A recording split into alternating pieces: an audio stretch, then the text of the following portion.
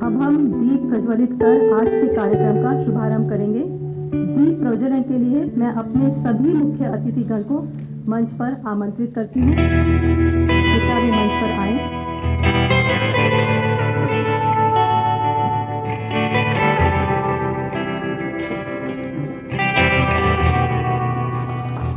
आपसे निवेदन है कि दीप प्रज्वलन कर इस कार्यक्रम का शुभारंभ कीजिए।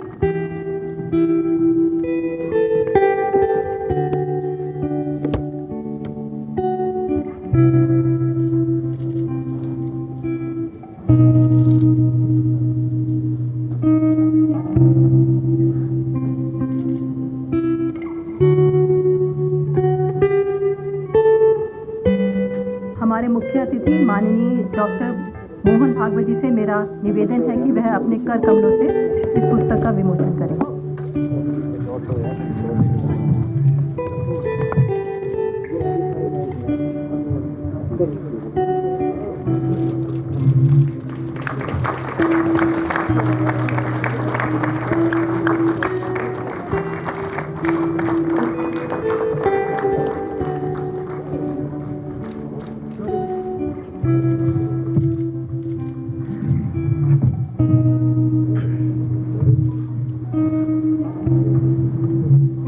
इस पुस्तक के लेखक श्री उदय माहूरकर जी भारत सरकार में एक केंद्रीय सूचना आयुक्त हैं। पूर्व में इंडिया टुडे पत्रिका के वरिष्ठ उप संपादक रह चुके श्री माहूरकर जी ने माननीय प्रधानमंत्री जी नरेंद्र मोदी जी के शासन पर 2 किताबें लिखी हैं। ये राजनीतिक विश्लेषक भी हैं जिन्हें सही राजनीति भविष्यवाणी करने के लिए जाना जाता है। इन्हें श्री सावरकर पर एक नया आख्यान विकसित करने का श्रेय दिया जाता है जो कि राष्ट्रीय सुरक्षा पर उनकी सोच और दूरदर्शिता पर आधारित है। कट्टरपंथी इस्लामी आंदोलनों की इनकी गहरी समझ ने इन्हें सावरकर के दर्शन को बेहतर समझने में सक्षम बनाया है। इन्होंने अपनी पुस्तक के माध्यम से यह साबित किया है कि सावरकर का हिंदुत्व असल में एक विशुद्ध राष्ट्रवाद है जो कि राष्ट्र सर्वप्रथम की संकल्पना पर आधारित है। अपना पूरा जीवन राष्ट्र को समर्पण करने वाले श्री मोहन भागवत जी को आज के मुख्य उद्बोधन के लिए मैं आमंत्रित करती हूँ। माननीय भागवत जी।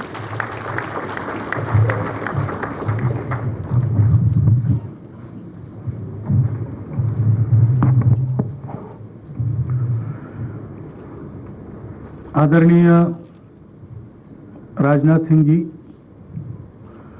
लेखक द्वय श्री उदय माहूरकर जी, श्री चिरायु पंडित जी और प्रकाशक महोदय श्रीमान कपीश मेहरा जी, श्रद्धेय संतवृंद, उपस्थित नागरिक सज्जन, माता भगिनी, मैं एक मजाक कर सकता हूं आज कि राजनाथ जी को जल्दी जाना है, तैयारी का समय उनके पास नहीं था, तो मैंने मेरे मुद्दे उनको दे दिए बोलने के लिए। उनकी अनुमति लेकर मैं मजाक कर रहा हूं। परंतु सावरकर जी के बारे में वास्तव में सही जानकारी का आज के भारत में अभाव ये एक समस्या है।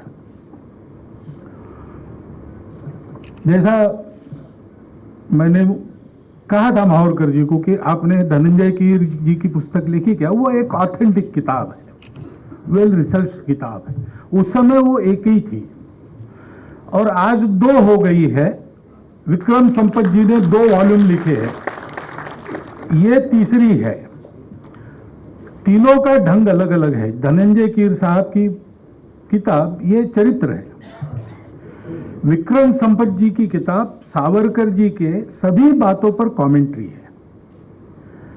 लेकिन मैं दोनों लेखकों का अभिनंदन करना चाहूंगा कि आज के समय में सावरकर जी के जिन बातों की आवश्यकता सबसे अधिक अपने देश को है, उसको एक सारांश के रूप में, लेकिन with scholarly rigour and research, ऐसा इस पुस्तक में दिया गया है।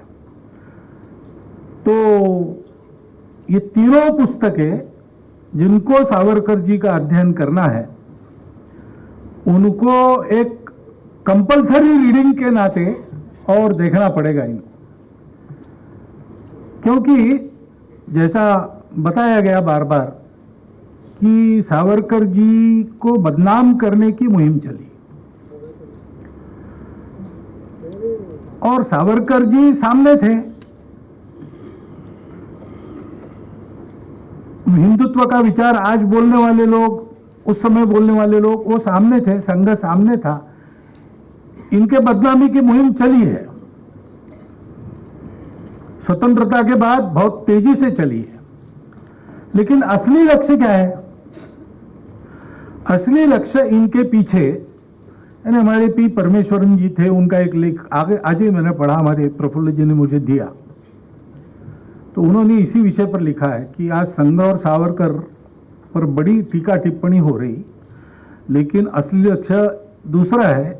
इसके बाद होंगे, नंबर लगेगा स्वामी विवेकानंद, स्वामी दयानंद सरस्वती, योगी अरविंद, इनका लगेगा। क्योंकि जो भारत की वास्तविक राष्ट्रीयता है, उसका प्रथम उद्घोष इन तीनों ने किया है।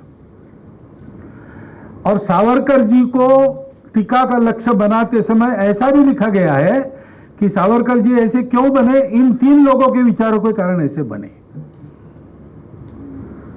क्योंकि लक्ष्य व्यक्ति नहीं है, लक्ष्य है भारत की ये राष्ट्रीयता जो पूरे दुनिया को जोड़ने का एक मार्ग उजागर करती है। और लोग जुड़ जाए तो जिनके दुकान बंद होंगे उनको लगता है कि ये नहीं होना चाहिए। और स्वाभाविक है, वो विचार मानवता का ही है। उस मानवता के विचार को ही अपनी भारतीय परंपरा की भाषा में धर्म कहा जाता है। अब धर्म यानी पूजा मानेंगे तो वो तो जोड़ता नहीं है, पूजा है, अलग अलग है, सबकी अलग अलग है, उससे विशिष्ट आइडेंटिटीज बनती है, उसकी मान्यता होनी ही चाहिए। लेकिन भारतीय भाषा के परंपरा के अर्थ में धर्म का शब्द वो नहीं है, जोड़ने वाला, ऊपर उठाने वाला, बिखरने न देने वाला, इहलोक और परलोक दोनों में सुख दे सकने वाला, प्रथम मध्य और अंत तीनों जगह आनंदमय और प्रत्येक के स्वभाव का ध्यान रखते हुए उसके कर्तव्य का निर्धारण करा देने वाला शाश्वत तत्व धर्म है, सर्वदूर चलता है। अब ये विद्वानों की बात हो गई। अगर आज की भाषा में समझाना है तो हमको यही कहना पड़ेगा कि मानवता या संपूर्ण विश्व की एकता। सावरकर जी ने उसका ही प्रतिपादन किया। उसको एक अलग शब्द हिंदुत्व देके प्रतिपादित क्यों किया गया? उसके पहले नहीं हुआ था। या हिंदुत्व शब्द का उपयोग करते तो भी किसी को ऐसा नहीं लगता था कि कोई अलग बात हो गई। सर सैयद अहमद खान के बारे में कहा गया कि बात तो ठीक ही है, पाकिस्तान की कल्पना का मुस्लिम असंतोष के जनक उनको कहा जाता है। लेकिन उसके पहले की बात है, जब वो बैरिस्टर बने, लाहौर में आर्य सभा के द्वारा उनका अभिनंदन हुआ, भाषण उपलब्ध है। वहां वक्ता ने परिचय दिया, उनका परिचयकर्ता ने, और उन्होंने कहा कि ये हिंदुओं में बहुत बैरिस्टर हो गए हैं, मुसलमानों में ये पहले है, इसलिए इनका अभिनंदन किया जा रहा है। तो उस पर उन्होंने जो भाषण किया, उन्होंने कहा कि मुझे बड़ा दुख हुआ कि हमारे लिए एक अलग शब्द का प्रयोग किया गया, वो हमारी पूजा का निर्देश करने वाला शब्द है। लेकिन इस्लाम से हमने पूजा ली तो क्या हुआ? हम भारत माता के पुत्र नहीं है क्या? हमको आप हिंदू नहीं मानते हैं क्या? भारतीय जनमानस की ये स्थिति थी, लेकिन कट्टरपन की हवाएं चली, और इतिहास में ये पहली बार नहीं हुआ है। इतिहास में जब दारा शिकोह हुए, अकबर हुए, तो उसके बाद औरंगजेब भी हुआ, जिसने चक्का उल्टा घुमाया। इसे जब मावरकर जी कहते हैं कि उनका नाम नहीं होना चाहिए, दारा शिकोह का होना चाहिए, तो मैं उनका 100% समर्थन करता हूं। हमारे यहां हाकिम खान सूरी भी हो गए, इब्राहिम खान गारदी भी हो गए, हसन खान मेवाती भी हो गए। सेना के वीरों में सबके नाम है। अशफाक उल्लाह खान जैसे क्रांतिकारी हो गए। सुनता हूं कि जब उनको पूछा गया एक बार कि आपकी इच्छा क्या होगी मरते समय, तो उन्होंने कहा कि मैं मुसलमान हूं, इसलिए पुनर्जन्म में विश्वास नहीं करता हूं, लेकिन मेरे परम मित्र राम बिस्मिल है, वो विश्वास करते हैं। अगर उनकी बात सही है तो खुदा जरूर मुझे पूछेगा कि अगला जन्म कहां लेना है, तो मैं कहूंगा भारत नहीं। ऐसे नाम बहुत है हमारे पास, उनके नाम गूंजने चाहिए, उनके नाम दिए जाने चाहिए। अभी मैं जम्मू कश्मीर से आया तो वहां पता चला कि ऐसे शहीदों के नाम वहां के स्कूलों को देने की एक योजना चली है। बहुत अच्छी बात होगी, क्योंकि हमारे आदर्श वो है। हमारी पूजाएं अलग हो सकती है, परंतु पूजा हुई तो क्या हुआ? हमारे पूर्वज तो वही है, वो तो नहीं बदल सकते हम। मातृभूमि हम नहीं बदल सकते। जो भारत का है उसकी सुरक्षा प्रतिष्ठा भारत के ही साथ जुड़ी है। विभाजन के बाद भारत से स्थलांतर करके पाकिस्तान में गए मुसलमानों की प्रतिष्ठा पाकिस्तान में भी नहीं है, क्योंकि जो भारत का है वो भारत का ही है, वो बदल नहीं सकता। और हम सब पर एक उदारवादी संस्कृति, उदारवादी यानी उदारतामय संस्कृति का सब पर परिणाम है। उसी की विरासत हमको आगे ले जाती है। उसी के कारण हम सब लोग यहां मिलकर रह रहे हैं। वही हिंदुत्व है, उसका पहले उद्घोष करने की जरूरत ही नहीं पड़ती थी। सावरकर जी ने भी कब किया? सन 1857 का स्वातंत्र समर उन्होंने लिखा, पहले कारणों की मीमांसा की और बाद में कैसा शुरू हुआ स्वातंत्र समय, इसका जो वर्णन है उसको पढ़िए। उन्होंने लिखा है कि हिंदू राजाओं का भगवा झंडा और मुसलमान नवाबों का चांद तारा हरे रंग पर, दोनों साथ साथ अंग्रेजों के यूनियन जैक के खिलाफ खड़े हो गए। अभी अभी गाजियाबाद में एक पुस्तक का मैंने विमोचन किया था, तो उस पुस्तक के लेखक ने कहा कि वो जो माहौल था वो हमने आगे होने नहीं दिया, ये हमारी गड़बड़ हो गई। खिलाफत ये दूसरी गलती हमारी है। मुसलमानों के लिए बोल रहे थे। यह माहौल बना था, लेकिन उसको फिर वहाबियों के प्रभाव ने बदल दिया और अंग्रेजों को ध्यान में आया कि हम यहां आश्वस्त नहीं रह सकते कभी भी। यहां के सब लोग, इनकी भाषाएं अलग है, प्रांत अलग है, पूजाएं सब कुछ अलग है, और बाहर से भी आई पूजा एक है यहां पे। फिर भी हमारे खिलाफ सब एक होके हमको यहां से भगा देंगे। अगर हमको यहां स्थिरपद होकर राज्य करना है, इस देश की लूट को चालू रखना है, तो इनको तोड़ना पड़ेगा। तो जो अनेक विभाजन उन्होंने खड़े किए, उसमें एक ये विभाजन भी जो कट्टरपन के कारण बनना शुरू हो गया था, उन्होंने उसको और चौड़ा किया। इसका अनुभव सावरकर जी ने अंडमान के जेल में लिया। उनका हिंदुत्व ये जो ग्रंथ है वो अंडमान से वापस आने के बाद लिखा गया है, क्योंकि जब ये कोलाहल होने लगा कि हम एक नहीं है, हम दो है, हमारे यहां हमारी पूजा अलग है इसलिए हम अलग है, आपकी पूजा अलग है, तब ये जोर से कहना पड़ा कि पूजा के आधार पर भेदभाव न करने वाली यहां की राष्ट्रीयता है, वो हिंदू राष्ट्रीयता है और इसलिए हम अलग नहीं है। लोग गुंडागर्दी का सहारा लेके और इसको गले उतारने की कोशिश कर रहे थे, इसलिए कठोर शब्दों का उपयोग करना पड़ा। सावरकर जी द्वेष्टा नहीं थे,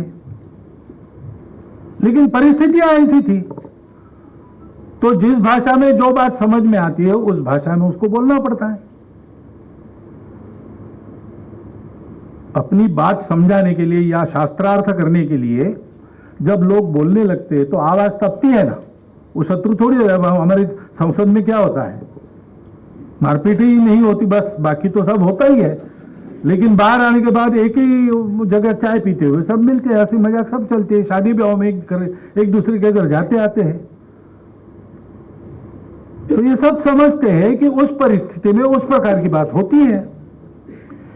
सावरकर जी का हिंदुत्व, विवेकानंद का हिंदुत्व, इनका हिंदुत्व, ये ऐसे बोलने की फैशन हो गई। हिंदुत्व एक ही है, वो पहले से है और आखिर तक वही रहेगा, वो सनातन है।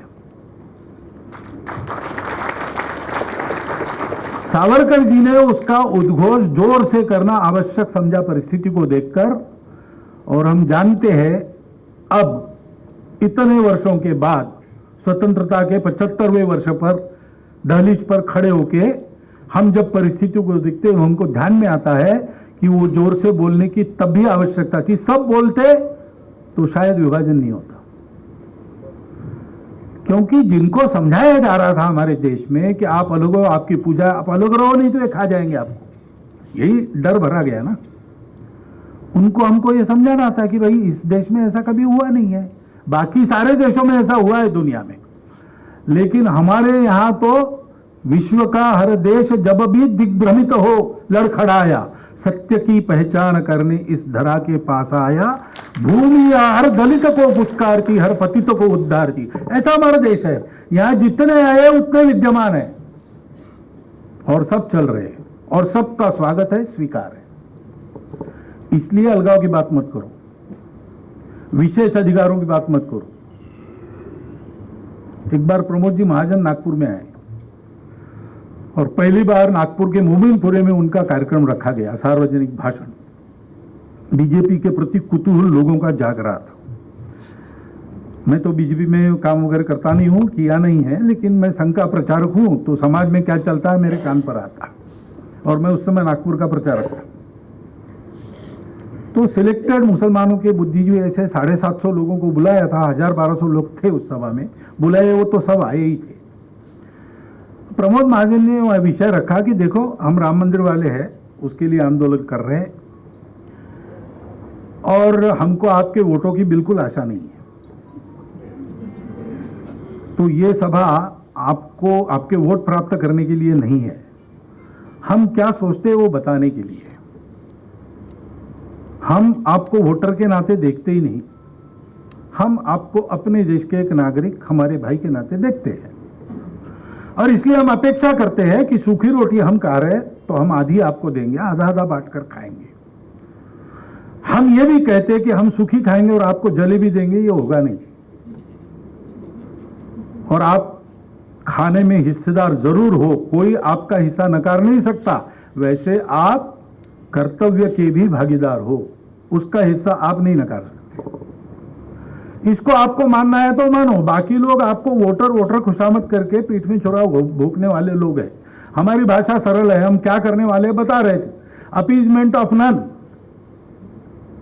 ये हमारा नारा है,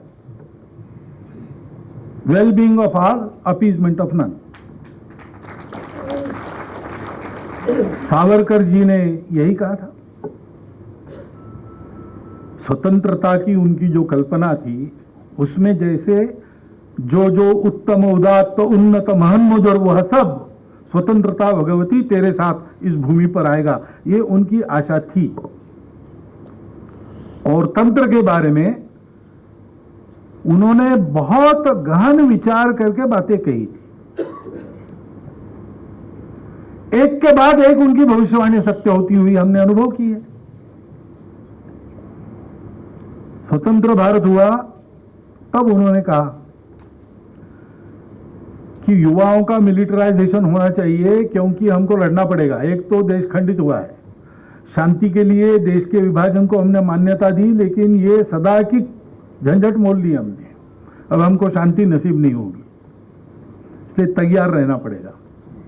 उस समय भारत के शायद संरक्षण विभाग में विचार ये चला था कि अब तो सेना की कुछ आवश्यकता नहीं, तो क्यों ना कुछ फैक्ट्रीज लगाई जाए जिसको सेना चलाए। और 62 में दिखा दिया सेना की कितनी आवश्यकता है। तब से बातें बदली, लेकिन अभी अभी तक यही चल रहा था कि सुरक्षा नीति चलेगी परराष्ट्र नीति के पीछे पीछे। इसलिए कोई कुछ कर रहा है, नहीं नहीं नहीं नहीं, चुप रहो, क्योंकि दुनिया क्या कहेगी। अब 14 के बाद पहली बार अनुभव आ रहा है कि परराष्ट्र नीति सुरक्षा के पीछे पीछे चलती है। तो अगर लोगों को लगता है कि ये सावरकर जी का युग आ रहा है, तो इसमें कोई गलत बात नहीं है, क्योंकि ये देशभक्ति का युग है। ये अपने राष्ट्रीयता के गौरव और असली पहचान का युग है। ये अपने देश के सब लोगों को उनके जाति, धर्म, पंथ, भाषा, प्रांत को बिना देके कर्तव्य और अधिकार दोनों में बराबरी की भागीदारी सिखाने वाला युग है। हिंदुत्व का अर्थ यही होता है ना। हिंदुत्व का अर्थ पूजा से संबंध जो है, तो पूजाएं अनेक हैं। There are many religions Bharat में, और वो अपना अपना है। अभी नवरात्रि चल रही है, आप में से कुछ लोगों ने व्रत रखा है, कुछ लोगों ने नहीं रखा है। तो व्रत रखने वाले पुण्यवान है और नहीं रखने वाले पापी है, ऐसा तो हिंदू नहीं मानता। आप में से कुछ लोग हैं जो शाक्त नहीं है, वो गणपति जी की उपासना करते हैं, उन्होंने उपवास उस समय कर लिया, अब नहीं कर रहे, तो कोई विरोधी तो नहीं हो गए। हिंदुत्व का विचार यह है कि भाई अस्तित्व मूल में एक है, और अलग दिखने से आदमी अलग नहीं होता। बाकी दुनिया कहती है एक होना है तो एक सा होना चाहिए। Unity is not possible without uniformity. हमारे यहां बिल्कुल अलग विचार है। हम कहते हैं विविध होना, अरे हमारा आनंद है, हमारा उत्सव है, हमारा अधिकार भी है, सृष्टि का श्रृंगार भी है। भगवान को लगा मैं एक हूं, अनेक हूं, इसलिए तो सृष्टि उत्पन्न हुई। तो हम अनेक हो रहे हैं, ये आनंद की बात है। लेकिन हम विशिष्ट है, विविध है, अनेक है, इसका मतलब हम अलग है, ये बिल्कुल नहीं होता। Existence is one. केवल मानव नहीं, चराचर सृष्टि, जो विज्ञान भी आज सिद्ध करता है। सावरकर जी शुद्ध वैज्ञानिक मनोवृत्ति के थे। अभी बताया सावरकर जी यानी तर्क। किसी भी बात को उन्होंने आंख मूंद कर स्वीकार नहीं किया। प्रत्यक्ष अनुभव के धरातल पर और बुद्धि के तर्क के आधार पर जो सत्य उनको प्रतीत हुआ, उन्होंने बेबाक कहा, परिणामों की चिंता नहीं की। मेरा क्या होगा इसकी बिल्कुल चिंता नहीं की। उनका जीवन तो मेरा अब क्या होगा इस थीम पर चलने वाला जीवन था ही नहीं। स्कूल में पढ़ते समय उन्होंने प्रतिज्ञा की थी कि देश की स्वतंत्रता के लिए सर्वस्व समर्पण करके मैं जीवन जीऊंगा। तो उन्होंने कहा है उनकी उस कविता में, जिसको चिरायु जी ने उद्धृत किया, दीप्तानलात निज मातृ विमोचनार्थ हा स्वार्थ जाळुनी आम्ही ठरलो कृतार्थ। मातृभूमि के मुक्ति का ये जो प्रज्वलित अग्नि है, उसमें हमने स्वार्थ को जला दिया और कृतार्थ हो गए, और इसका कोई पश्चाताप नहीं। मेरा बड़ा भाई वो जेल में है, उसकी तुम्हारे वेदी पर बलि चढ़ रही है। छोटा मैं स्वयं भुगत रहा हूं, छोटा भाई भी कारावास में है। लेकिन ये क्या है, हम अगर 7 भाई होते तो सब तुम्हारे इस ठंडिल पर हम बलि देते। उस कविता का नाम है मृत्यु पत्र। अंडमान से उन्होंने अपने भाभी को भेजा, वापस आएंगे कि नहीं आएंगे पता नहीं, तो पत्र लिखते थे और प्रतिभाशाली थे, ओजस्वी कविता। तो वो कविता उन्होंने लिखी, उसमें सब विचार ऐसे ही है। ऐसे प्रखर व्यक्तित्व वाले सावरकर जी, वो किसी बात को आंख मूंद के स्वीकार नहीं करते थे। उन्होंने बहुत चिंतन किया, परिस्थिति का चिंतन किया। आप ये मत समझिए कि मुसलमानों के शत्रु थे, उनकी उर्दू गजलें भी है एक से एक। अंडमान में वहां के बंदियों को उन्होंने अपनी उर्दू गजलें भी सुनाई। वहां मुसलमान बंदी भी थे, स्वातंत्रवीर भी थे। तो इतना उनका अध्ययन निरीक्षण था और सबके मनों को वो जानते थे। तो सज्जनों से कैसा व्यवहार करना और दुर्जनों से कैसा व्यवहार करना आता था। मुख्य पाला उनका दुर्जनों से पड़ा, तो उनकी भाषा वैसी हो गई।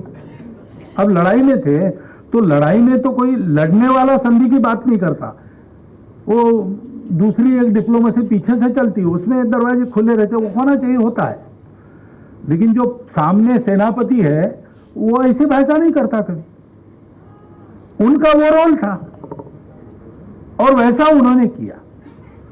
लेकिन हम जानते हैं कि उनके विचारधन को हम समग्रता से देखें और देखें तो जो बात अभी मावरकर जी ने बताई है उनके बारे में, पुस्तक में वेल रिसर्च ऐसी लिखी है, वो 100% सही है। लेकिन ये कैलमनी जो होती है ना, अपने प्रजातंत्र में राजनीतिक विचार के अनेक प्रवाह है और होते ही है। प्रजातंत्र नहीं होता तो भी हमारे यहां तो ये माना जाता है कि मतभिन्नता ये स्वाभाविक है। हम संगठन सूक्त कहते हैं, उसमें एक जगह सहचित्त ऐसा शब्द है, बाकी सब जगह समान या सम ऐसा शब्द है। समानो मंत्र समिति समानी समानम मन सहचित्त मेषाम।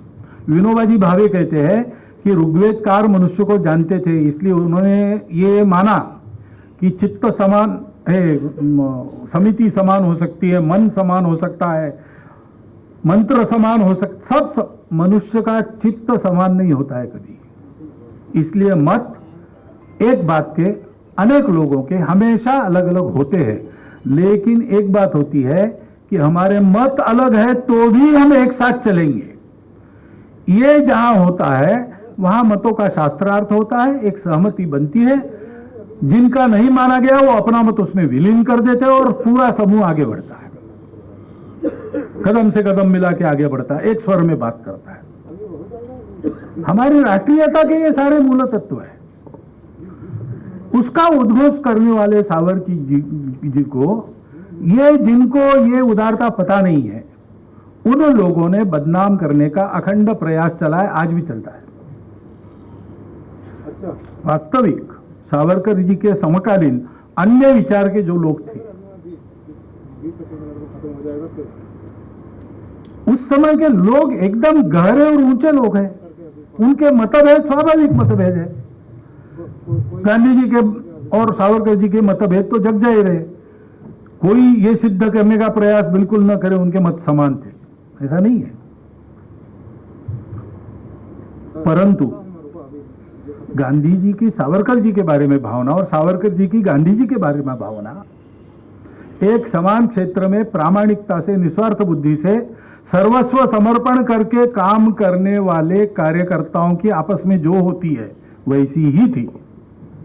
गांधी जी का स्वास्थ्य खराब हुआ, चिंतित हो गया सारा देश।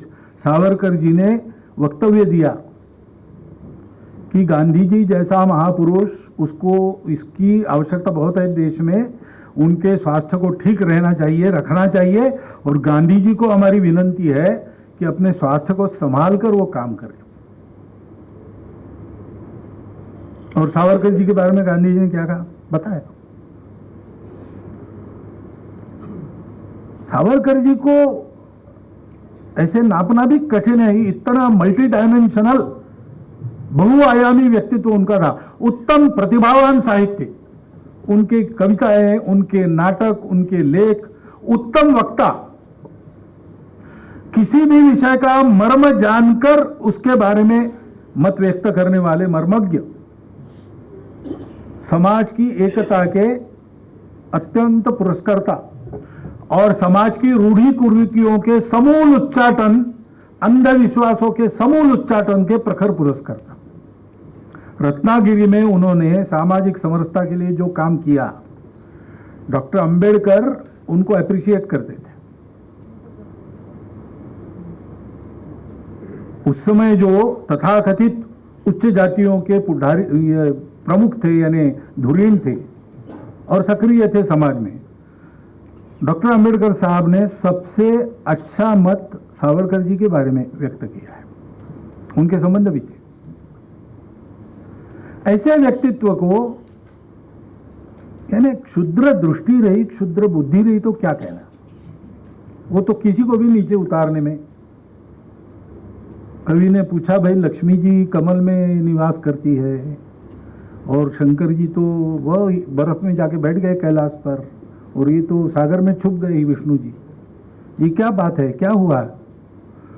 तो बड़ा कोई व्यक्ति होता तो कोई कल्पना सजाता, लेकिन एक क्षुद्र व्यक्ति मिला उसको, उसने कहा खटमल हुए होंगे घर में। अब आदमी की बुद्धि छोटी है तो क्या करेगा? ऐसा लोगों ने सावरकर जी के बारे में और कई प्रकार की निंदाएं प्रचारित की।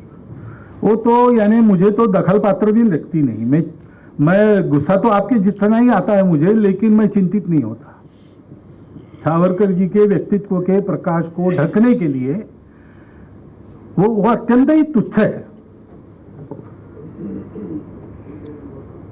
वो सारा निंदा का तमस विदीर्ण करके सावरकर जी के विचारों का प्रकाश हम तक तो पहुंच ही रहा है।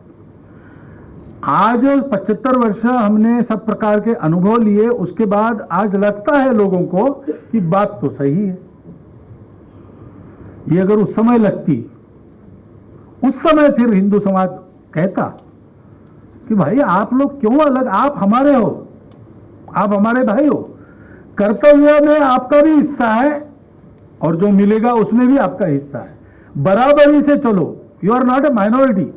अभी हमारे उन्होंने फारूक खान साहब ने उन्होंने कह दिया कि माइनॉरिटी मेजॉरिटी डिवीजन की आवश्यकता नहीं। संविधान सभा के समय भी कुछ मुसलमान सदस्यों ने यह मत व्यक्त किया था।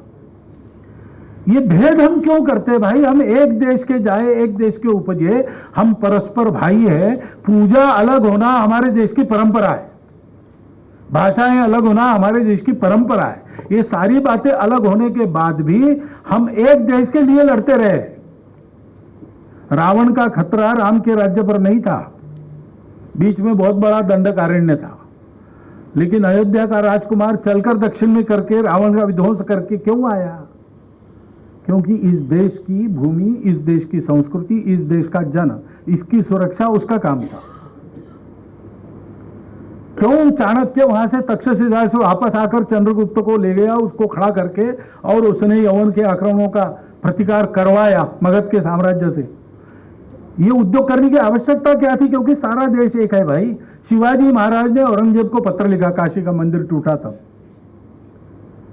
कि हिंदू मुसलमान दोनों को भगवान ने उत्पन्न किया है, इसलिए प्रत्येक राजा का कर्तव्य है दोनों को समान आंख से देखकर उनके साथ व्यवहार करे। तुम अत्याचार कर रहे हो, सावधान, तुम अगर ऐसे ही चलते रहोगे तो मेरी तलवार लेकर मुझे उत्तर में आना पड़ेगा।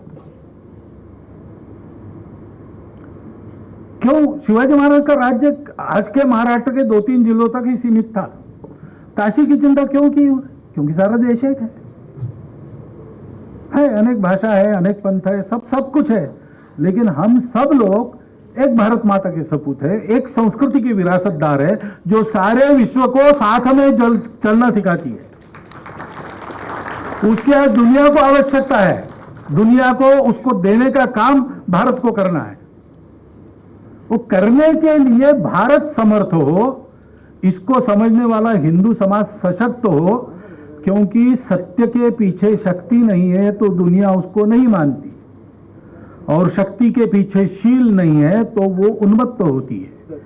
इन बातों को जानने वाले सावरकर जी ने ये बताया है, वो जो आखिरी पैराग्राफ पढ़ के बताया कि ऐसा समर्थ संगठित बल संपन्न हिंदू गीता के अलावा दूसरी बात नहीं कहेगा, वो वसुधैव कुटुंबकम की ही बात करेगा, क्योंकि हमारा यही पसाया दान है, उनको पूर्वजों से मिला हुआ, उसी को हमको समय समय पर देना पड़ता है। उसके लिए इस देश में जो प्रत्येक है उसका दायित्व है, समान दायित्व वाले हम लोग हैं। हमारी मातृभूमि विभाजित नहीं हो सकती। अभिनव भारत उनका जो क्रांतिकारी आंदोलन था, उसका सांगता समारोह उन्होंने बाद में कहा, जिसमें पूजनीय गुरुजी उपस्थित थे।